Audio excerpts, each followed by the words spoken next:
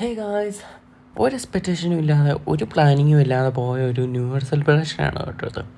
നമ്മൾ ആദ്യം ലുലുവിലാണ് പോയത്. അതായത് ഞാൻ എൻ്റെ വീട്ടിൽ പെരുന്നാൾ കണ്ടുകൊണ്ടിരിക്കുമായിരുന്നു, വീട്ടിലല്ല പള്ളിയിൽ.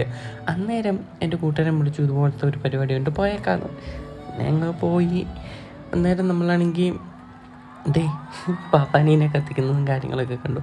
അപ്പം ഈ സ്ഥലം എവിടെയാണെന്ന് നിങ്ങൾക്ക് മനസ്സിലായെങ്കിൽ ഒന്ന് കമൻറ്റ് ചെയ്യുക.